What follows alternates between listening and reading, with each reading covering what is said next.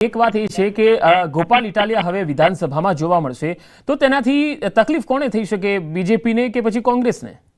જી, ગોપાલ ઇટાલિયા છે તે ખૂબ જ મતલબ કાયદાકીય રીતે જાણકાર માણસ છે, એક ભણેલા ગણેલા નેતા છે અને તાર્કિક રીતે રજૂઆત કરવા માટે મતલબ તાર્કિક રીતે તેઓ રજૂઆત કરી શકે છે. એટલા માટે થઈને તેઓ વિધાનસભામાં દરેક મુદ્દા વિસાવદરની માત્ર જનતાના ઉઠાવશે એવું નહીં, ગુજરાતમાં જે કોઈ પણ પ્રશ્નો બનશે એને લઈને એક ધારદાર રજૂઆત કરી શકે એવા નેતા છે. એટલા માટે થઈને કેમ કે આમ આદમી પાર્ટીના હવે સંખ્યાબળ વિધાનસભામાં 5 થઈ ગયું છે. જેવી રીતે આદિવાસી વિસ્તારના પ્રશ્નો ચેતર વસાવા દ્વારા ઉઠાવવામાં આવે છે, એવી જ રીતે હવે ગોપાલ ઇટાલિયા છે તે સૌરાષ્ટ્રના પ્રશ્નોને લઈને થોડા મુખર બનતા જોવા મળશે અને તે ખેડૂતોના પ્રશ્નો, ખાસ તો કેમ કે વિસાવદરમાં મોટા ભાગનો ખેડૂત વર્ગ છે અને ખેડૂતોના જ મતે તેઓ જીત્યા છે. એટલા માટે થઈને ખેડૂતોના પ્રશ્નો તેઓ એક ધારદાર રીતે રજૂઆત કરીને વિધાનસભામાં ઉઠાવી શકે છે અને આવનારા દિવસોમાં એના ચિત્રો પણ જ્યારે પણ વિધાનસભા સત્ર શરૂ થશે ત્યારે જોવા મળી શકે છે. પંકજ.